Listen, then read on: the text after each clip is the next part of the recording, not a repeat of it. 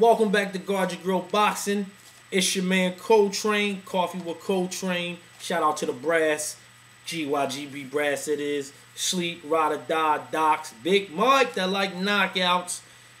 Coffee with Coltrane, we here. Recap real quick, Tarver Dawson. Y'all know what happened. Dawson won the fight. Some things came out of this fight, there's some concerns and some questions. Tarver fought a little better than the first time, didn't expect it. He was a little bit more aggressive, showed some life in the later rounds. Maybe he got two fights in him against some of the lesser opponents out there. But, Bad Chad, who I've been down with since day one, numero uno. I saw some things come back that I saw early on in his career in this fight, and that was, reluctant to let his hands go off the counter, on the counter. Nice slip game for a tall guy. You know what I mean? He get low and sit on the toilet like Sweet Pea. But you gotta work off when you slip. You gotta counter off that. You know what I mean? One of the best to ever work counter off the slip was James Lights Out Tony. And he will be a good person. I don't know if James Tony is the coaching type, but he's a good person to watch some footage on. To get that mastered. But I agree with Max. If it ain't no fights out there, because I don't think Bernardo Calzaghe is going to fight Bad Chad, unfortunately. And rightfully so. He didn't really show anything for them to make them want to come and fight him. What I mean by that is, like, if he would have knocked Tarver out in 5 rounds, now you can hype the fight, the new up-and-coming kid. The three-letter network was trying to get behind him, but after last week, I don't know. So, he, like Max said, he might have to make his own name in his own lane. And I totally agree with that. All this moving down to 68 stuff, weight drain yourself for what? Like, it ain't like it's blue chips fights down there, or Taj Mahal black chips. It ain't like it's some major chips down there. But moving right along, we got an all gangster Mexican list to do. So, hopefully Chad can figure it out, on who he gonna fight next. But let's get right into this list, man. I'm amped. I ain't even got no coffee, and I'm super amped about this list. Number 5 on my Coltrane all gangster Mexican list is Marco Antonio, the babyface assassin Barrera. Y'all know what it is. He got the 2 losses against Junior Jones. After that, he came back like Pacquiao went over there in that island with Wolverine and got dipped into that sauce as well, because he turned into a certified G. I mean, his fight game was just off the charts. He textbook stoop boxer. Eric El Terrible, one of my favorite fighters over Barrera, but we got to keep it 100 on this list. Barrera was the smarter fighter, the more disciplined fighter, proven in their 3 wars. As Barrera came out the victor 2 times out of those 3. And that's because Navarro was an emotional fighter. And he fought with emotion and not his brain. And boxing is a thinking man's sport. And that's why for Marco Antonio Barrera, and he beat our, shout out to the UK, Prince Nassim Hamed, just put on a boxing lesson against my dude, the Prince. That's why he's the not only he's the number 5 on my gangster, but he's the best featherweight in boxing, period. All right, let's move right on. Number 4, Ricardo Lopez. Shout out to the GYGB family. Yeah, y'all got it. Ricardo Lopez is on this list.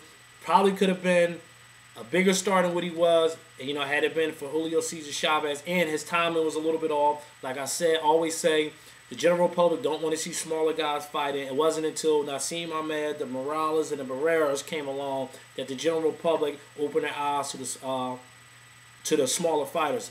His most notable win came against Rosendo Alvarez. And keep in mind, Lopez never lost a fight. Never lost a fight ever. The only fight that ever was stopped was due to a technical, and it ended up becoming a technical draw, is when he fought Rosendo Alvarez. And the second fight was crazy. Blood all over the place. When his hands was raised, if you just turned the channel, you would have thought Lopez lost the fight. That was a classic. Those 2 fights was classic. If you haven't seen those, I advise you to get online and order that fight and check out Lopez versus Rosendo Alvarez. Classic battle. All right, let's move on to number 3. We're at number 3 now, and that's Miguel Canto, the defensive sweep. He was the Mexican version of Sweet Pea, a defensive master. The reason why he's on this list because he was hard to hit. Somebody had a great coat. He was harder to hit than Sandy Koufax. Sandy Koufax was a pitcher in baseball. Shout out to the UK family who was hard to hit. Kanto, he would stare right in front of you and slip punches and counter. Just a thing of beauty watching Kanto. That's why he's number 3 on my list. Not to mention his 14 title defenses.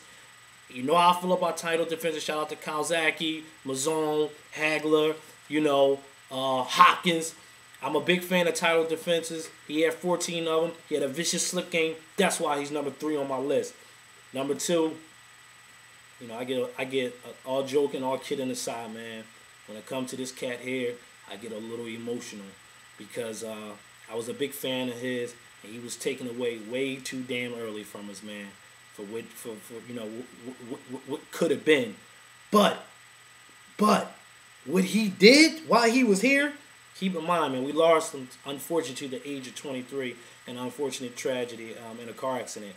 Let's run through his list real quick, y'all. Do y'all really want... Okay. Juan Laporte. Danny Lopez, not once, but twice. Azuma Nelson? 15 rounds with Azuma Nelson? And he stopped him. 15... You go 15 rounds with Azuma Nelson. That's a claim in itself. And then you stop him? He didn't even do nothing yet, y'all. Y'all hear this resume? And I didn't even get to the cream of the creme. Shout out to Money May. I didn't even get to the top. Let me set the scene for y'all. And in case y'all don't know who I'm talking about, that's Salvatore Sanchez. Las Vegas, hot summer night, sun is setting. Outside like two gladiators, outside the Hilton, with so many great fights used to go on at Caesar Palace, on that beautiful strip of Vegas. And that was Salvatore Sanchez versus Wilfredo Gomez, the giant Littleman match. Fight comes out, first round start off, Wilfredo Gomez get clipped on a button by the gangster Salvatore Sanchez. Shout out to my Boricuas out there. Gomez was a gangster. What was his record? 32-0. So Salvatore wasn't playing. 23 years old. This is what type of work he put in. And y'all wonder why I don't give some of these dudes credit. Because this is what I grew up on. This is what I grew up on right here. This is what I grew up on. Not to sound redundant, but what I just ran to you right there, don't get upset when I don't get too excited about some of these lames. Salvatore Sanchez, number 2, the Wilfredo Gomez fight. Lumped his eye up. I don't know if it was the left or the right eye. The fight ended up being stopped. That's my favorite Salvatore Sanchez fight. I advise everybody to go out there and check that fight out if you haven't seen Salvatore Sanchez fight before. All right, let's get into number 1. 6 world titles. First loss came with 90 victories. He had 90 victories when he got his first loss. And this many losses. This many losses. That's a donut or a bagel, whatever you want to call it. And that loss came against Frankie Randall, which he avenged, like a gangster is supposed to do, and trashed Frankie Randall in the rematch. In case y'all don't know what I'm talking about, that's Julio Cesar Chavez, who beat my dude. Shout out to North Philly, Meldrick Teller. Y'all know how that fight, Meldrick was winning the whole fight, but Chavez was winning the war. He was winning the fight, a la Miguel Cotto, Antonio Margarito. The gangster prevailed in the end, minus the plaster. Then let's go to Hector Camacho. Chavez was supposed to be too slow, too methodic, too predictable. He comes straight forward. Camacho too slippery. All I heard in that fight was this. Kill, kill, kill, kill. Ha, ha, ha. Kill, kill, kill. Ha, ha, ha. Shout out to Jason Voorhees because he stalked.